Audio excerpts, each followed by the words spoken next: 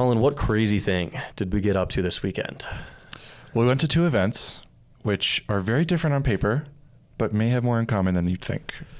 We took our friend, who had never been, to a traditional Latin high mass, and then immediately went to our local drag brunch.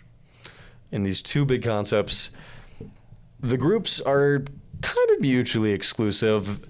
The outside world and mainstream everyday life, a lot of people won't know what either of these concepts are. So a traditional Latin Mass is a very specific old Catholic Sunday worship meeting where things are in a foreign language. You have chants in a foreign language, that you have these marble edifices and statues, and you have priests in these very ornate dresses, and all of these different things that are very otherworldly. And a lot of people might not know about, and that's groups that Colin and I used to be a part of. Mm-hmm. And then what's the other crazy thing that we went to that a lot of people have heard about but may not know what it actually is? So yeah, we went to Drag Brunch, which is brunch with a drag show. And drag is just an art form where people play with gender expression. They will exaggerate different feminine or masculine features as a way to sort of highlight the absurdity of gender performance as a rule. And you can kind of do whatever you want with it. It can be fashion or comedy or heartfelt. It's a big umbrella, but drag brunch is essentially drag performers while you eat brunch. And drag is not a strip show. Right? Like what's happening there is people are dancing, or there's different games that are being played. Some drag is a strip show. Yes. It's worth saying. Drag is it's umbrella. Mm-hmm. It can be a lot of things. But I think sort of the caricature, people often think like it's just gratuitous sexuality, right, for like appealing to people's prurient interests. Which is almost never the case. It is art form, and especially at drag brunch, it's fun, it's exciting, it's an art form, it's song and dance and entertainment. Mm-hmm. And the common overlap between both of these is they are community meaning-making rituals. There's structures to these things. There's social scripts. There's ways that these things enhance community and senses of belonging and identity and ideas and ideals about the world. Mm-hmm. Is what we're talking about. Why, if you had to give sort of the background to how did these 2 things come into your life, and why are we talking about them in a podcast format? Well, I grew up in the Latin Mass, so it was something that was ingrained in me for my whole life, my whole childhood. It was the way to make meaning. But after leaving religion, as a gay man, I found a lot of meaning now in the gay community and in the rituals that we as a gay community do. Mm-hmm. One of which is drag and drag performances.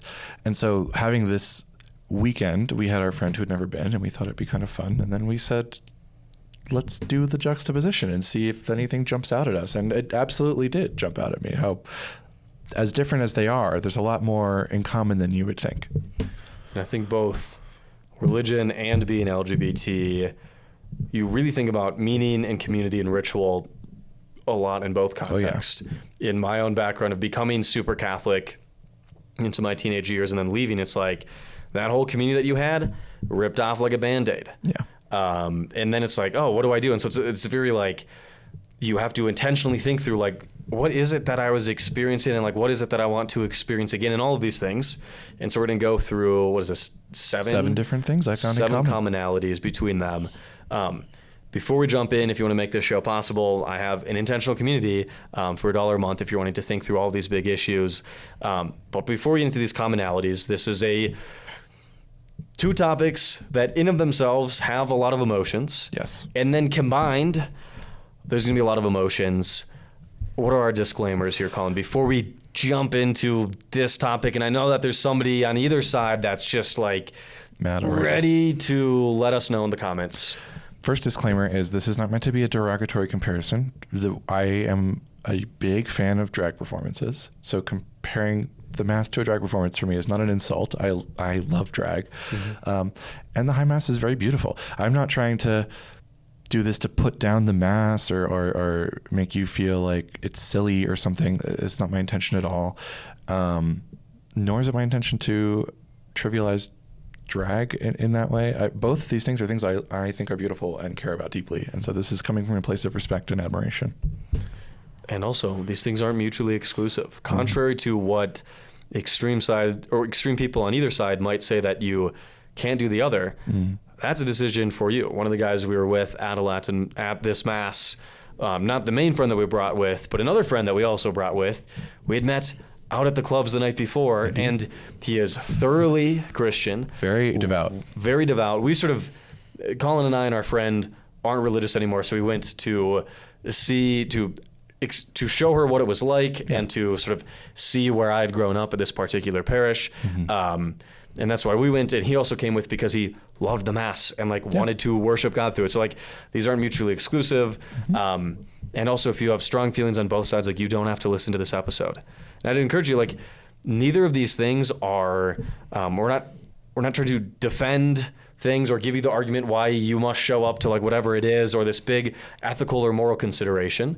And so if you are experiencing these emotions and you've been told what drag is, or you've been told emotions to have around this, I'd encourage you to, as you're listening, just feel those emotions and be cognizant of them, and you can still have them after this episode. But in it, consider listening, consider thinking, and realizing why am I feeling this way? And explore that. And whatever you come to at the end, that's on you. But as you're listening to today's episode, feel free to enjoy and to listen. And if you don't want to do either of those, I'd encourage you to not listen. Sure, but you can always let us know in the comments too, if you're upset or if you liked it. So let's jump into these 7 points. Absolutely. Cool. Yeah, I put together a little list of different aspects, I think, of why these ritual performances are useful, or people keep coming back to them, what people gain from them, and a way that we can look sort of at a drag brunch and a high Mass and see where they parallel. So I think the first one we can probably talk about is just the very simple social conformity thing. So for Catholics, the high Mass is a way to all come together as members of the same group and be in a group that is all the same together, believing the same things and performing the same things. It's a way to just have a community and create conformity within that community. And drag brunch is the exact same. You're going to find very similar, no matter what drag brunch you go to, you're going to find very similar moral and comedic beats, love everyone, be true to yourself. It's okay to laugh at things. Life isn't that serious. Things like that are common to every drag performance, and that are participating in them together as a group is a way to be in communion with other people who are similar to you. It's a way to just engage in conformity, but not in a forced way. I am choosing to be part of this group of people who are like-minded. I think oftentimes religious people either experience or manufacture the experience of feeling like the only at their workplace. They're going out into the communities. And sort of you're sojourners on earth, and you're in hostile enemy territory, and you're wanting to evangelize the world that's out there. But at a certain point, it's it's really nice to be in a group of people intentionally, where you don't have to explain the customs that your religion might have, or to explain the experience of being raised in this, or to have to be worried about coming out in a drag context about being gay. You don't have to worry about this is going to end up here, or you get to be around people that you're not weird around, because on both sides, and for very different reasons, people can feel like outcasts. And to be in a group of people who are like-minded, who are similar, who know the experience, it is a reprieve from the sojourning out there in the world to get to spend time intentionally with people that you feel normal around. Is a base human instinct. And we do it for sports teams, for careers. I think of my own film career. If I'm out somewhere and then somebody tells me they're also in the same industry, it's cool to be oh, yeah, let's talk about the thing. And now there's an instant connection that's formed. And that's what you see at both of these, where it's traditional Catholics are a very small group. And the LGBT community is also a small group. And you're just there. You're normal for once. Yeah, it's interesting. I was thinking about while I was at church, it had been many years, actually. Yeah, I think that's fair. Many years since a high Mass, for sure. And so all the little beats that you don't even know that you remember all of the little, oh, he's gonna genuflect here. He's gonna make the sign of the cross here. Oh, I have to genuflect here. I have to bow my head here. You know, all these different little things that you'd forgotten were muscle memory. You just do, and everyone is doing them, and it's not. We were explaining them because our friend was there. Yes. But that was kind of part of the point. But it's also just, oh, everyone here understands that we're all part of the same group and we're all doing the same thing. And it was the same experience, I think, when I first went to, it's not a drag brunch, but when I first went to Pride in New York City, it's just this, like you were saying, like, oh, I'm not alone. I'm in a group of people. I don't have to explain or hide or defend or any of that stuff. It's just the part about me that's weird and different is just a given, and everyone around me fits that same exact thing. We're all in conformity together.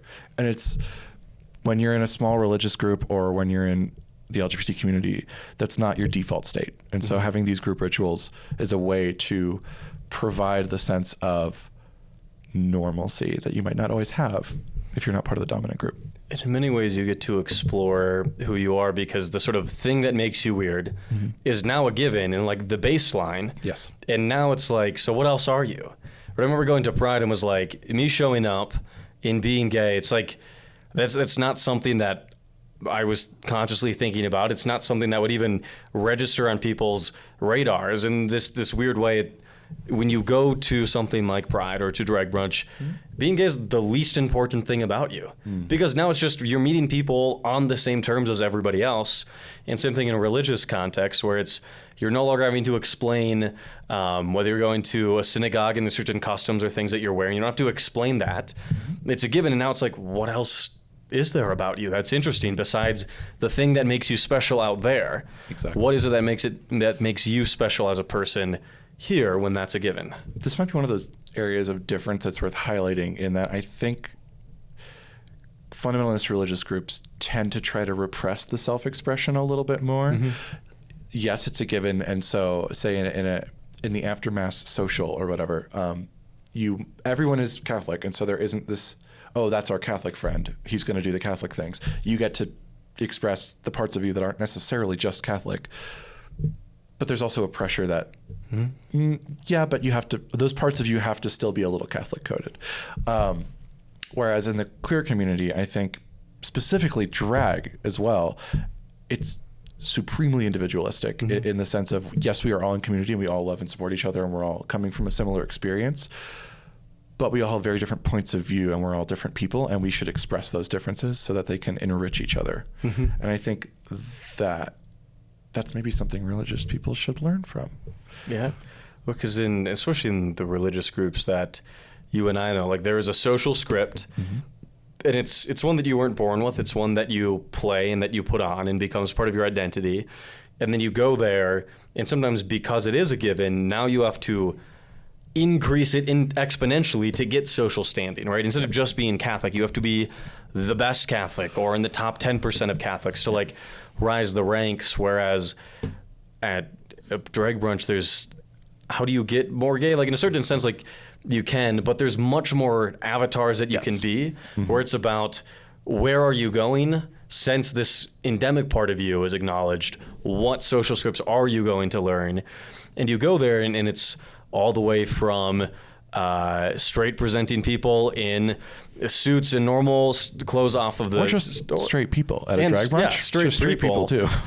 To people who are lesbian and butch, to lesbian and femme, to the actual queens themselves, to people that you look and you're like, I don't even know what gender this is. And like, I don't care because that's not an important part of it. Yeah. Like there's no sort of out-group markers there. They're not even suspicious of straight people. They're admit to not technically being part of the group. We should also remind everyone that you were in a full suit. Yes, full suit, drag brunch, and looking like we're right out of church. No one questioned it. Yeah, there was nothing weird. But in Catholic circles, in a recent YouTube video, I got kicked out of a church for wearing a hat, which like in of itself isn't, there's nothing in Catholic theology about hats, technically speaking, depending on how you parse the question. But it is a marker of will you obey the church on anything. And so it becomes a group marker where it's the hat marks in group or out group versus in a drag brunch setting. It's like, I'm in a full black suit with a coat on. And there's people there in tank tops and the drag queens are in bras. Like it's there's no group marker other than I want to be here. Yep. You mentioned social scripting, and that was going to be my second point. So maybe we should go to that. Explain what a social script is. Just the idea that as we move through the world, we have access to a lot of different social situations, and we don't always necessarily know.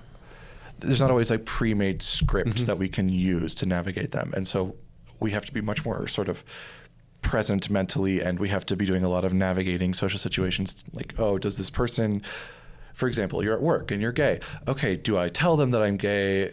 How much do I tell them that? Is it okay to just mention my partner but not get into specifics? You know, things like that. You're always negotiating with your situation to see how you're going to present.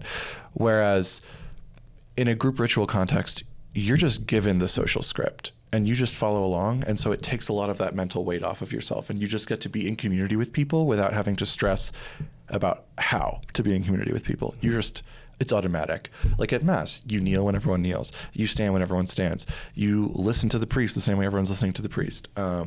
You sing along with everyone. After Mass, you all say the rosary together. You know what I mean? Or before Mass, whatever the custom is. And at drag brunch, if someone does something really good, you cheer for them. You give them money. It's very much the same thing. The way it presents itself is different, of course, but in the sense that even people who may be socially awkward or not really as attuned to these nonverbal social cues, in these settings, that burden is sort of taken off, and you can just be present with everyone and know what you're doing. I don't know. It can be posture, like at the Latin Mass, how you sit and how you hold your hands and where do your arms go. Like if you're somebody who struggles with how do I interact socially and like what should I be doing? It's like here's the script. And like every movement down to your feet and your legs and everything can be scripted. And then also in a drag brunch setting, like there are social cues and there are ways that people are also having posture and moving around and dancing and all of these things. Like there's a script that you can learn because those don't come obvious to everybody. Another example with social scripts are like sports teams where you hear about sort of these figures and what are like the little habits where they always showed up 15 minutes to practice. And then like in many military contexts, it's like whatever the time to meet is, everybody's there 15 minutes early on the dot because now that's the time actually means the earlier time. And they're like, what are the virtues you want for your kids? Or is it how do you interact or how do you say cool things? Or like what is it that you're communicating?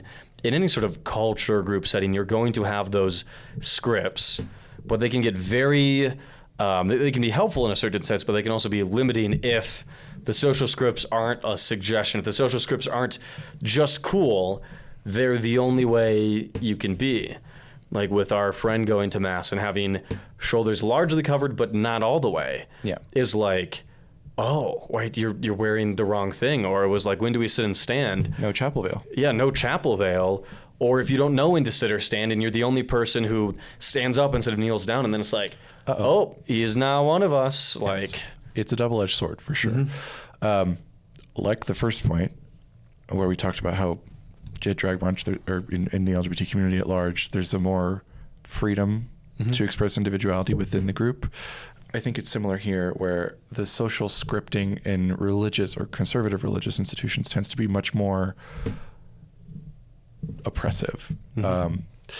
Not to say that it doesn't exist in drag. Like if you in the middle of drag brunch got up and tried like pulled out your own microphone and tried to like take over, that would not be okay. There are limits in both cases. They told the people to not go on the stage beforehand. That even though you're watching and the people are walking by, I mean, you can dance if the queen walks by you, but the social script doesn't allow you to go up on stage and take over the performance. Yeah, both groups are maintaining boundaries and all these different things. It's just that I think within the gay community, there's a lot more grace given for difference.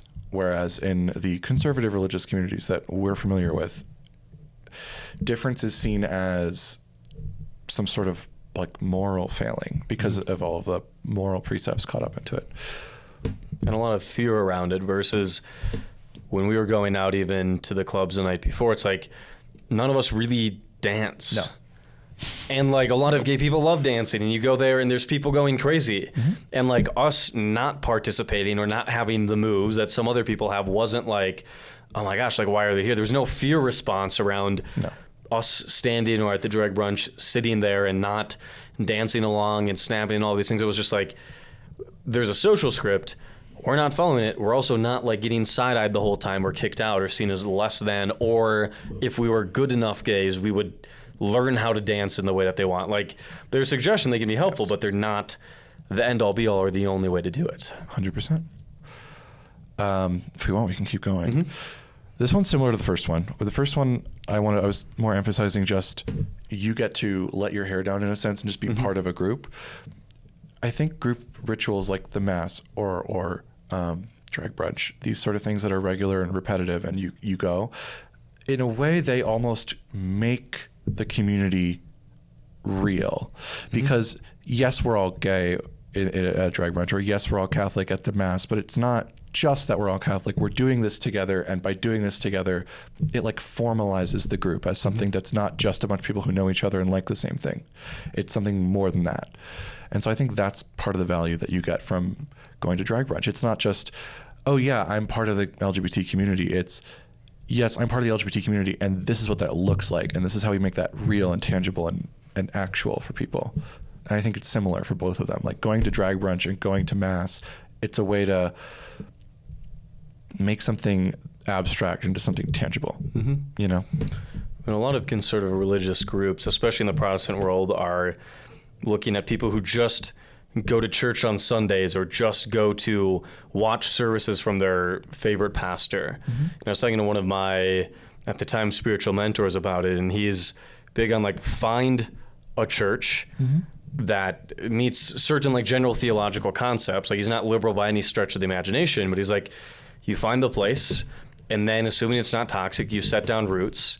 And then it's kind of like, I'm going to stay here, because if you're always church hopping, so to speak, they sort of recognize that like, well, yeah, I mean, the body of Christ is real, but if you're not seeing people or that you're always in control of it, is it really feeling real to you? And that's much more of a Protestant thing than a Catholic thing. But you see it in the LGBT community. It's definitely a Catholic thing too. I mean, people have, I think parish life in it is sort of the Platonic ideal of Catholic world, is very rich and tight-knit, and being part of it is meant to be an expression of your religious drive, you know? But the Protestants can get away with watching services on Sundays and not going home. Catholics literally have to go in person, otherwise hell might be on sort of the table. And so Catholics, there's church hopping, but like you have to pick a church. Not like everybody picks a church. But I think in the same way in sort of the gay community, like you can follow people online, you can sort of orchestrate remotely, but seeing people that are part of the same community that you never chose to be part of in the same way that like people choose to be part of a religion, it's even more abstract because you don't get a secret membership in the car. There's no like letter from Hogwarts that's RuPaul like, does not call you. Yeah, you don't, gay Santa doesn't deliver you whatever sort of gay presents you get. Sort of go off the rails with those jokes. Yeah, a little bit. But in a certain sense, in the queer community and with Pride, it's like you see people, even in a big city like Denver, you see some of these familiar faces at the different events, and it's real. And you get to like talk to people is much better than sort of abstract concepts out there. Not that you have to go in the same way that Catholics say you have to go to church, but I was going to say that's part of the difference is that, again, there's this sort of obligatory nature of some of these conservative religious versions of this, and then there's the free expression version, which is like more along the LGBT side. I would say, for example, while we were at Drag Brunch right in the beginning, the host was like, thank you everyone for supporting local drag and your local queer businesses and things like that. Like, we're all gay people are gay tautologically, but not all of them choose to reify that into a community by doing these events. And I think that's important to both of them. Sometimes I think that conservatives have just reinvented critiques that gay people have of, let's say, the movement at large, where it's like, the conservatives will be like, it's all these corporate interests that have just sort of astroturfed Pride. And it's like, brother, if you show up to the local Pride organizers, like that is the conversation that they're having. Like Target just throwing rainbows on shit. Like gay people aren't like, oh my gosh, like we need more corporate interests to just like give these meaningless things that are just rainbow capitalism, where they make money from pursuing values, like it's sort of just reinvented things that, or every year the Pride, like, should Chase Bank have a float at Pride discourse? Is every like year. something that everybody has. It's not these conservative figures that have like, oh my gosh, gay people have never thought about this thing. And then you see some sort of conservative gays that are like, the gay community hates me. And you're like, why? And they're like, I don't show up to drag brunch. And it's like, you don't have to. Like, there are, there's no sort of moral failing by not going to drag brunch. There are gay soccer teams, and there's various clubs and hobbies that happen to have gay people in them. Like, it's not the sort of, well, if you don't show up to at least 2 gay clubs and 1 gay hobby group and 1 drag performance, you're bad. It just sort of, there's intentional community that you can join, and you can be fully gay and a good person and not show up to a particular place at a particular time, and that's okay. Yeah. I think the next thing that I was going to point out between the two of them is, seems very obvious, but both the mass and drag brunch and drag events in general, they are also meant to reinforce common moral precepts of the group. Obviously that's self-evident for the mass. There's multiple prayers throughout. You are confessing what you believe about morality and things like that constantly throughout the mass. But the same is true at drag brunch. Before we left, the host was like, everyone resolve to be a little kinder when you go out in the world and treat everyone a little nicer. Support each other, be there for each other, be yourself. Like, all these different moral beliefs and precepts are reinforced through the community group ritual by being together and participating in this thing regularly, which has a set social script and ways to behave. Through this, you are also having your own beliefs reinforced back onto you. I think a lot of religious people talk about, we need a way to inculcate virtues into the next generation, which is an astute observation, in that, virtue and morals and community guidelines do have to be taught to next generations and to be reinforced inside all of us as we think through these issues. 100%. And then you think like, oh, how is it that people learn virtues and hear about it? And it's like, it's not just at church, like you're saying. And at drag brunch, arguably the person preaching, so to speak, was much more persuasive than many priests. And the values are good values. It's not like you go to drag brunch and then there's the secret evil cabal in the basement, and then all the gay people collect into the hive mind to scheme. It's like you go there and it's like, make somebody's day better. At the end, it's like,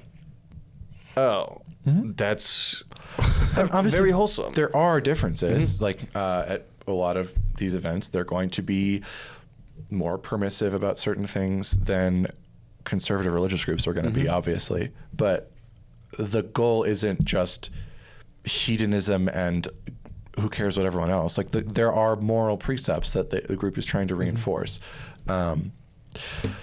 It's interesting, I think, the virtue inculcation conversation in an age where you just look at how people get radicalized by algorithms so easily. It shows you the power of reinforcement. Of if someone tells you this is good over and over and over again, you just start to believe it. And so I think in this age of sort of online decentralized algorithmic engagement with each other, having in-person community group rituals like this as a method of reinforcing moral precepts is more important than ever, in a weird way. Whether that's religion for you or drag brunch or gay community events like this. I think it's a really important way to make community real and to maintain your own sense of right and wrong in a world that is constantly trying to pull those things apart from you. I think there's a delicate balance between touching grass and seeing the real world and then having a community that you want to be a part of. Yes. And I think religious people think so we need church because then we'll never take our foot off of the grass. And then you're like, did you choose which church you went to? Did you choose who you follow on social media? We all have this thing where you're picking where you're getting values from and what community you're staying with and which ones you're leaving and like all of these things. Religion has no better proposition other than saying that it's permanent, but you talk to people and they're moving around.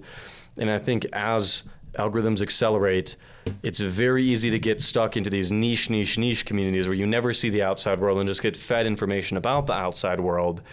It's much harder to have to explain a concept that sounds really compelling in like a small group setting to somebody who's never heard about your group. Like if you have this huge issue with like explaining basic concepts of your new hyper niche, like fundamentalist group of a political or religious persuasion, and the average person can't even grasp what you're talking about, and halfway through you realize you sound dumb, like it's probably a sign that you've abstracted too far, and maybe you do need a little bit more permanent community and seeing diverse viewpoints. Yeah, that is true, and this is on both sides. I mean, you've talked about certain people that you've encountered who are more on the very progressive side of things, who are so removed from the opposite point of view that they just don't even know what conservative people think or why they think it. They have this completely abstracted caricature. Yeah. And the same is true like with conservative religious people and like drag performers. They don't meet them in real life. They have this sort of abstracted view of them. And so it's true that you can get into these sort of reality tunnels online or offline. But I do think in a world that is much more online and where there's a lot more deliberate attempts to silo people online, taking the time to be in person and have these events is important. Not that it's immune, but it's important. The next point I was going to bring up is very straightforward. It's just entertainment. Both of these things are performances. They are theater in some sense. This isn't meant to be insulting to Catholics. I know the Mass is a sacred thing. It's meaningful. I'm not saying it's not. But it's also a public choreographed performance that we went to the TLM. People pick the TLM largely for aesthetic reasons. If you're FSSP, aesthetic reasons, not canonical reasons. For the FSSP, which is the parish we went to, they still believe that the English Novus Ordo Mass is fully valid and in communion with Rome and all of that. So they're not making a claim that the Latin Mass is the only Mass. They're just expressing a preference for it out of a feeling that it's more reverent, more beautiful, more efficacious. It helps them encounter God more easily. And I think these are elements of performance and theater that are real and important, but are still performance and theater. And equally, when you're choosing a drag show, you don't just spin the dial on anything with drag in the name. You're like, you want a good performance. You want something entertaining. You want something in your style. We're not degrading Catholics for wanting to pick a preference with style, because that's what we all do. Like, what clubs are you a part of? What car do you buy? What house design do you follow? What clothing options? Like, we're all talking about sort of aesthetic preference that's out there. Yeah. And you don't have to... And I think many Catholics will try to like justify their aesthetic preference as like the best, not even like aesthetic preference, like this thing that I prefer is just objectively right above other things that are also like part of the same group.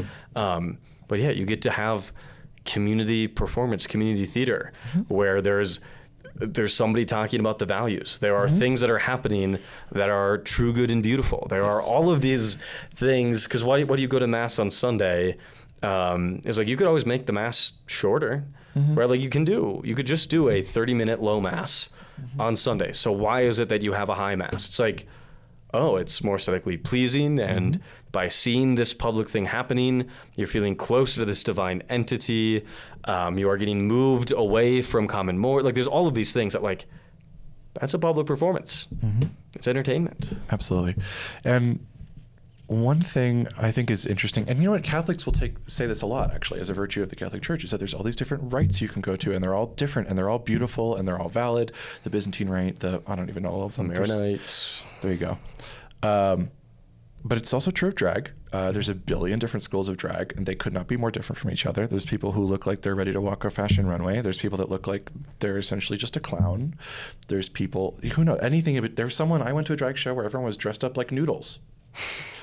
And they sang about being noodles. So it could be anything. And I think the Catholic diversity of liturgy is beautiful. I think that drag probably has a lot more diversity, but that's also just a feature of having the mass is much more highly regulated, and drag is a very sort of open-ended art form. But I do think that both are diverse and beautiful, and it's okay to want to pick and choose and acknowledge that these things, like we said, are aesthetic preferences and performance preferences, and that I don't know. Honestly, I think art, calling something art in that way, I don't think is degrading. I think art is so human and so important for all of us, and I think that it's important to acknowledge that that's part of the mass as well.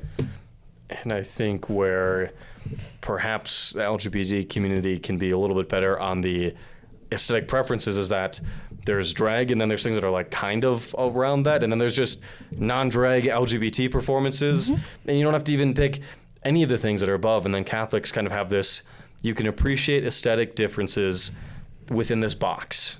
And like the options that you have of what you can do with life are like in this box. And like we have 23 different boxes within the box. Yes. But if you're like, oh, none of those work, I actually want to do this. It's like, well, Too bad. Too bad. Yeah. You have to fulfill your Sunday obligation. Yeah. It's just like they can appreciate things and talk about it, but as soon as it's something that they don't have this like imposed rubber stamp on, it's like, well, we're talking about aesthetic preferences, but that's just bad. Even though it might look pretty, even though they might have prettier masses than some Catholic masses, it's not allowed to like that one. It's once again sort of there's a proposal of an idea that I think you see in drag, and then in traditional religious circles there's an imposition Yes, absolutely. of these ideals as all that there is. 100%. So the next one I was going to mention is social investment. The mass is long, and it's usually in the morning, and it's a weekend, and you have to get up and you go, and you can't eat if you're really devout, since midnight before. But if you're human like me, you do the hour before. And just like that with drag brunch, it's the same. You have to, obviously be there on time, and you got to pay money with drag brunch. You have to, a lot of churches will make you tithe. There's an amount of investment required to be involved in this group ritual. And I think that level of putting some personal stake in it gives it more meaning to you.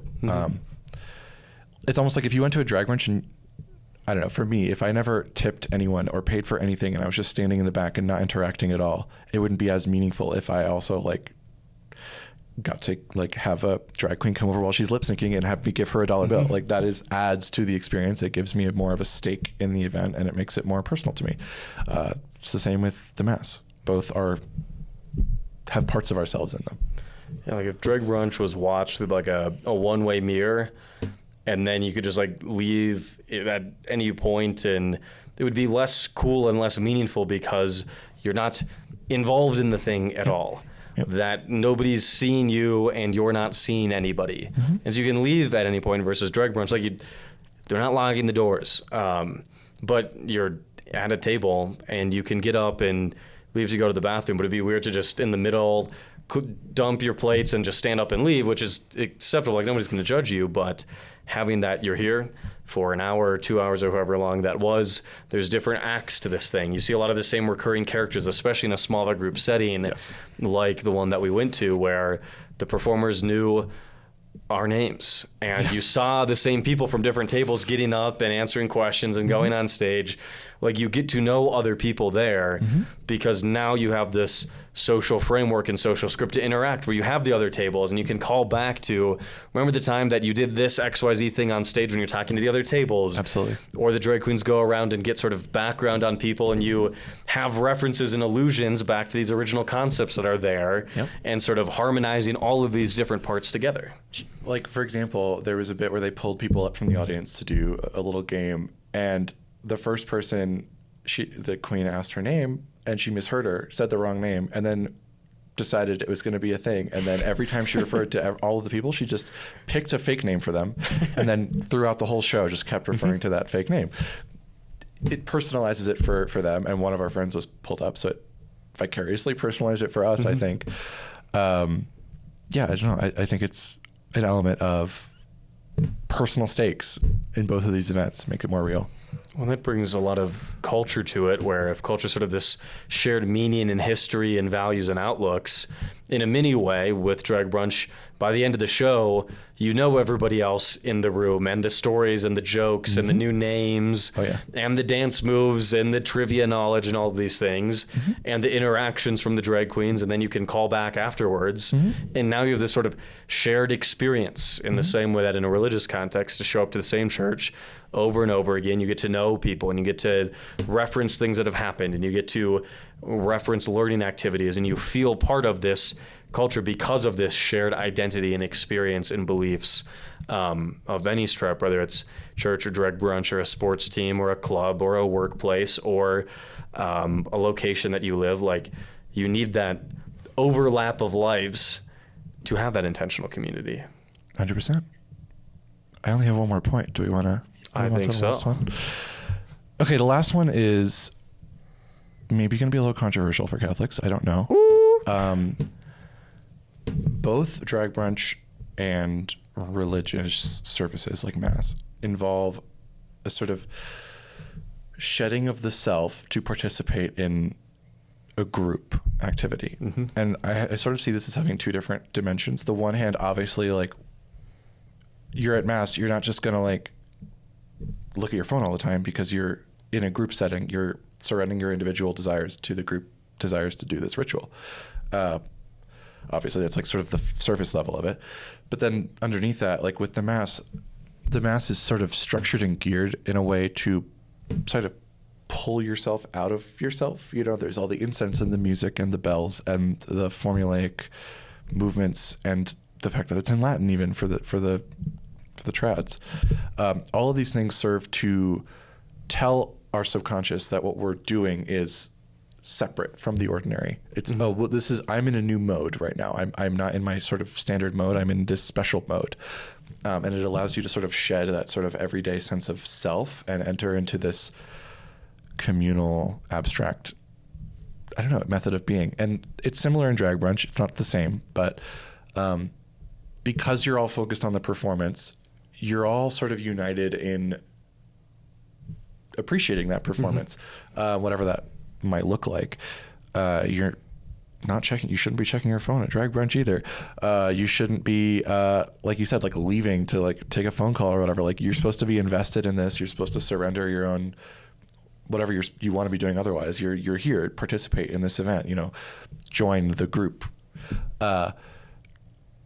Drag Brunch also involves alcohol usually, which also helps to enter like an altered state. Obviously, you're not getting wasted in Mass, but Mass has other things that it's doing to try to alter your mind state without. I mean, like fasting, for example, with Catholic rules to not be eating or drinking for either an hour or multiple hours or for longer fasts. Or you think about the Holy Week liturgies where you're fasting for 40 days leading up to this thing, and then you're having even stricter fasts during the final Triduum. That makes you think differently and feel differently and not like normal life. And in a religious context, much more susceptible to putting down your sort of ability to recognize high control tactics and to much more readily accept ideals and stories and emotions that are out there. Or you think about TikTok's obsessed talking about sort of cry night as of late in church retreats. Yes. Which is a sort of, you send kids in the middle of summer, which is already not everyday life, and then you send them to a camp with other kids and they're just doing activities all day long. And then after being exhausted for 2 days or 3 days or a week and hungry and tired and this new like group identity that's being formed and culture and shared meanings, and then you add in emotional music on top of that, and then this message on top of it, kids are much more susceptible to just letting down all guards and critical thinking and just accepting whatever they're being told, and to experience that emotion without these safeguards in the same way that like in a much healthier context, if you're going to a therapist office, like you're not bringing all of your friends and you're not like live streaming the thing. So like what you say there isn't getting back to everybody else. And there's standards around what a therapist can and can't say, and the timing, and oftentimes the environment that's going there, so that you can open up, now with a licensed professional who's not going to brainwash you, but it's not like every day. No, I do think that the difference there is the point, though, because part of why it's more meaningful is that you're surrendering your individuality to the group experience, you know.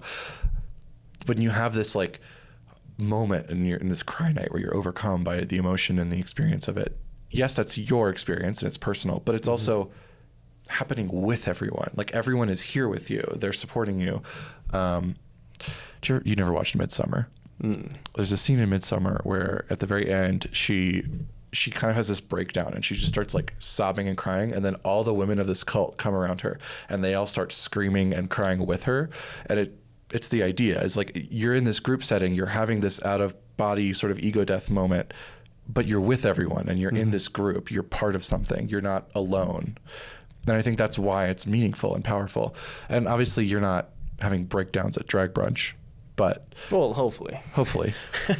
But I do find it to be very powerfully, you get this very powerful sense of community, especially when everyone is really invested in this thing and it's bringing everyone a large amount of joy and people are drinking and you're having fun and it sort of uplifts you out of the normative into a communal joy that you don't get on your own. And I think that's part of the point of it. And I think that's the designed point of the Mass. I don't know that it's super effective for everyone. Like not everyone's going to go to TLM, but I think that's for those that do, I think that's part of why, you know, they find it helpful to access sort of you can call it communion with God or the body of Christ or however you want to view it. But there's a sense of, I'm not just me anymore. I'm part of this larger whole in a visceral sense that you're experiencing.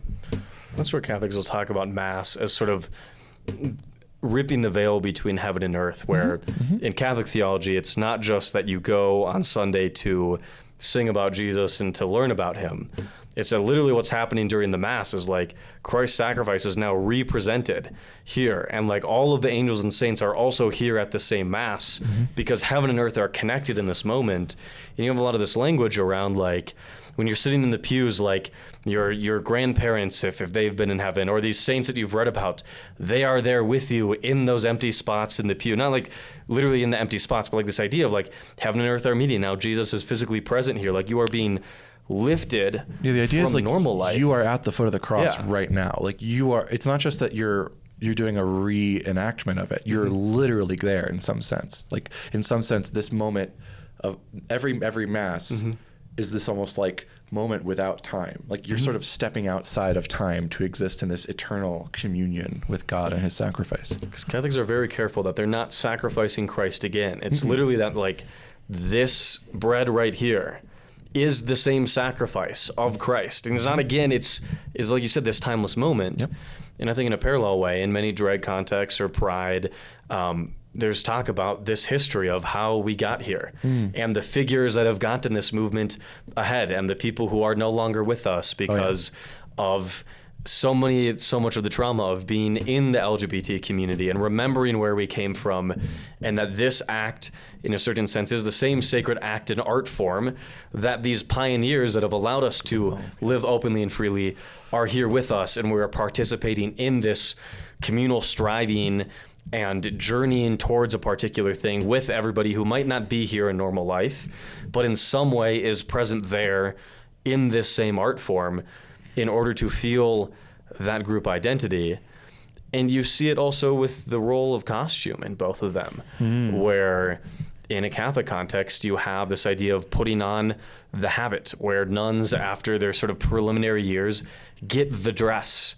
Or in a Catholic context with tonsure, where after you've been a good enough seminarian, you get to now start wearing part of the garb of the priest, where you're literally anonymized in a very certain sense, where this costume is the one that means Catholic priest in many different cultures, or that you can go to these different parishes and like this costume means a thing that is ubiquitous between all of these other terms.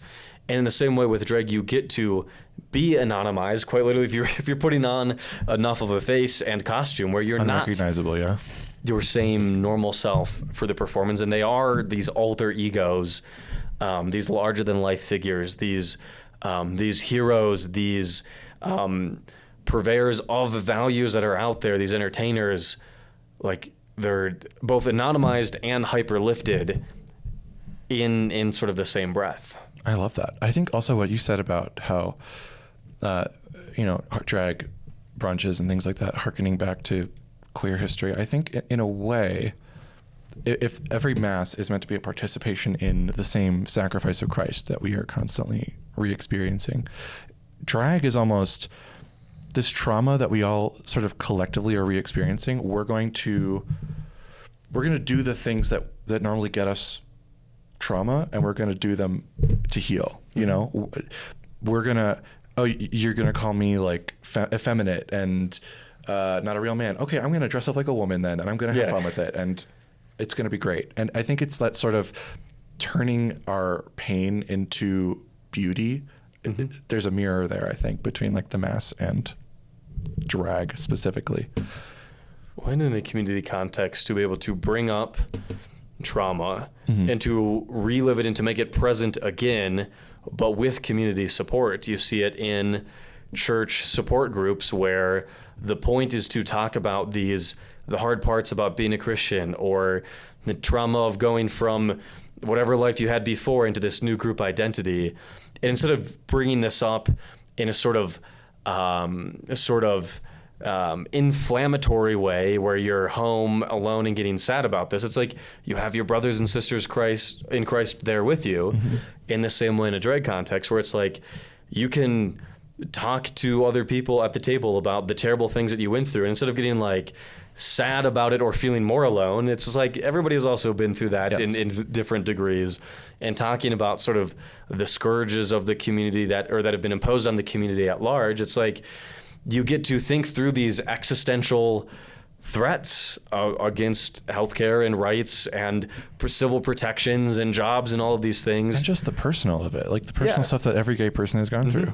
And you get to bring them up, and they're not cast to the side. They're not seen as irrelevant, but it's like we are here and we're going to face this together. And in a more polarized world, the people to your left and to your right are the people that we must rely on to make it through this new period, and they have you and you have them, and it's going to make this fight and this persecution, to use a thing that Christians like to talk about, what's upcoming. You have the people with you to smile in the midst of the chaos and existential crises and the fights and very serious fights that we're all engaged in. You get a brief moment of levity and joy in the midst of these darker moments. I was going to say, you're sublimating your pain into something beautiful. And there's something of the cross about that. It's like taking the symbol of the cross for Christianity is like, this is the worst thing that ever happened. And it's like also beautiful and amazing. Happy fault. Death, where is... I was going to say, oh, death, where is your sting? It's the same reason people go to drag. It's the same reason people go to the gay club. There's that one poem about Jesus in the gay club that I really like. I forget how it goes, but... maybe we'll put it in the description if we remember. But there's a commonality to the Christian idea of turning suffering into the alchemy of suffering. You know, you turn it into something beautiful. You make gold out of lead, and I think gay people do the same thing.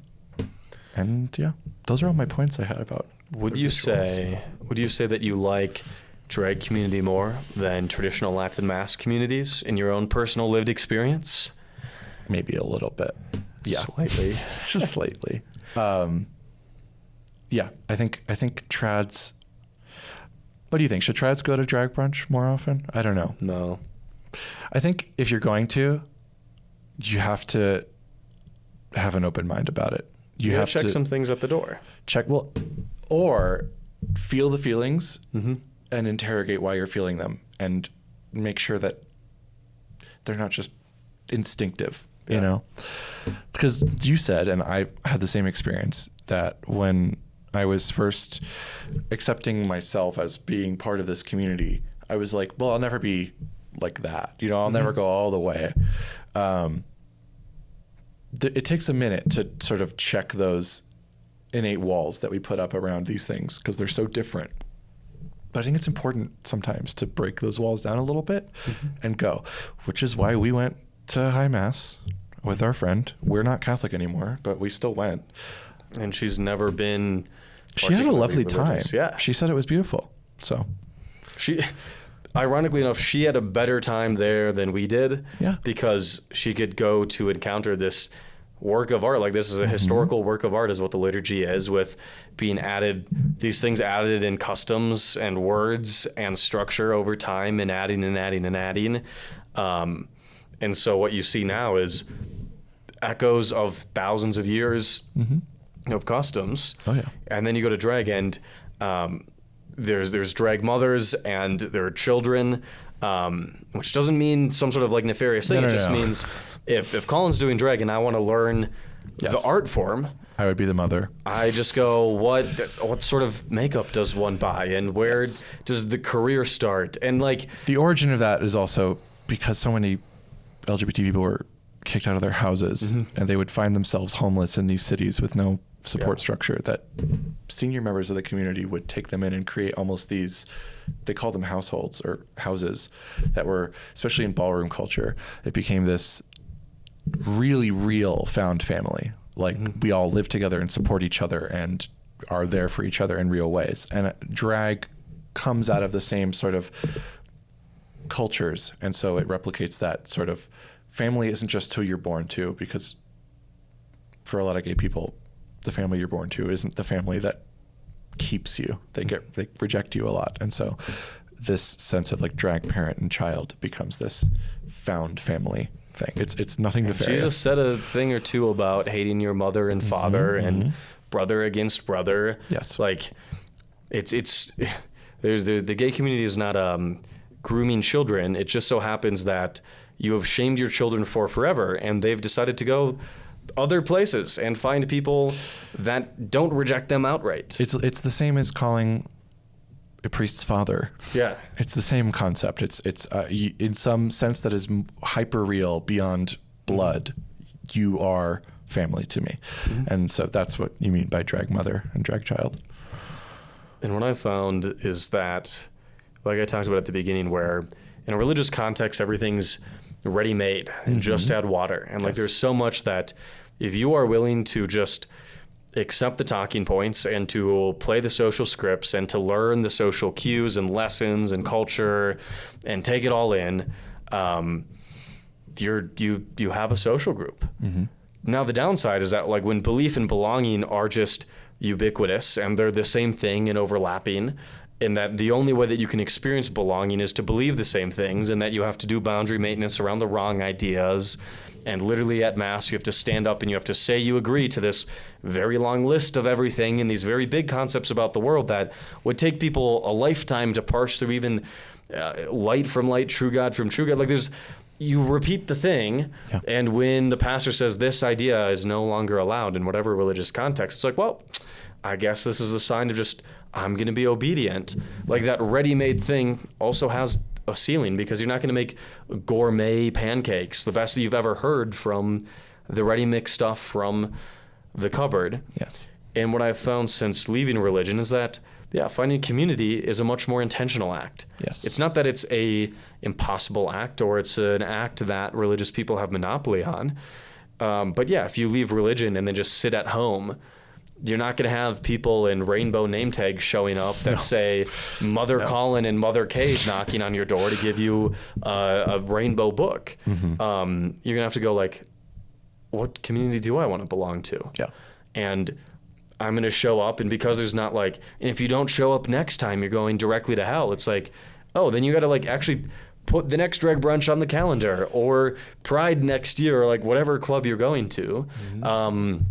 Or for many people, they don't want these bigger social contexts, and they don't want the big events and all the sensory stuff. And it's like, you have the small group of guys that do cards who have been through a certain thing, or lesbians doing underwater basket weaving. Like, I'm sure that's a thing somewhere. Sure it is. It's like you don't get told where to show up. It's like you get to pick. And sometimes picking is a scary thing, right? It's not... You have to try things out, and you'll find groups that you don't like, because not every group's meant to work for every single person. But I found if you can go through that, everything's so much more beautiful, because the community that you belong to is one that you chose. It's part of you, especially in more, I think of some of our own friend groups where like we all influence what we're talking about and what we're watching and the ideas that are out there, that it's not just show up to Mass, memorize the things, and just sit there, and then when you join the groups, like make sure to not push the barrel. It's like, because things are intentional, now you get to help shape the things that are out there. Because 100%. You have brought yourself to the table and you have learned from everybody else, and you get to change the direction, and you get to disagree and not be kicked out. Yep. You get to have room to be in a group, but also celebrate your individual personhood. And I think that's kind of the theme, every single one of these steps. The main difference between the drag brunch or the mass, or, LGBT community versus traditional religion. The one is sort of imposed and has a hard ceiling on it, where the other one is much more celebratory of individual expression and gives you a lot more freedom. And I think that might be the takeaway of this. Yeah, community is a beautiful thing. And so get out there and try the things. Go to drag brunch. Go to drag brunch. Support local drag. Support local drag. Giving money to Target for putting rainbows on things, nobody's a fan of. No. Go tip a drag queen instead. On either side, yeah. Tip a drag queen. And if you go there and it's not for you, there's so many other groups online that you can join, and other teams, and you will meet other people out there. That there's no... Join a gay sports league. Yeah. Do something. And the thing is that you might show up and you might not like a particular group. And that's okay. And there's so many others out there. And because these things are a lot less regulated and perfect and by the books, like, you're going to find the board game club for gay men in their 50s, and you're like, oh, I don't know if I like these people. And you go, cool. And then you go to the other group, or you might show up there and, like, it's better than anything else. And so you have to go, because there's no hierarchy to being gay. You can't go to the Pope of gayness and complain and get people kicked out. Like, in the same way that in religious context, it's like, you go to churches and there's going to be bad people, and it's like, never leave Jesus because of Judas. It's like, then don't leave or don't just discount the entire LGBT community because somebody was mean to you. Yeah. Like, it's okay to think and to feel and to find new groups. And there's so many beautiful things out there. You just have to start attending and go a little bit outside of your comfort zone. And maybe instead of standing in the back corners of the room, you can sit down with one other person who also looks only at the back table at brunch, or join Facebook groups. Like, there are so many ways to build that community. And it's a task, it's a calling, it's something, you weren't created for comfort. You were created for greatness, in the same sense. Like, get out there and experience new things, and you're going to like something, you're not going to like something, you're going to grow, and your tastes are going to change. And go find that community, because it's out there. And you deserve to have a community that loves you and that accepts you. And that even if it's like, I'm being told all these things about how I can't leave this religious group or whatever group you're a part of, and your life's going to crumble, there are people at your local drag brunch or wherever that are willing to see you in a broken state and to allow you to have space to grow and to think, and to accept you without conditions, and to not make you state the creed in the middle of the thing, and to not see you with distrust. That there's a community out there that if you think you'll never be in community again, there's a whole community of people that thought that same thing, and they are more than welcome to have you. They're excited to have you, and that there is life after being told you will never have community without believing certain things. Cool. I think that's the ending there. I think so. Speaking of community, I have a community for $1 a month. He does. On Discord, for people thinking through all these issues at very different stages of their own journeys and different thoughts. If you want people to talk through these issues, to hear other people's stories, to start doing community intentionally, consider joining the Discord for $1 a month, which allows all of this stuff to be made possible. Yeah. Until then, we shall see you guys in the next episode.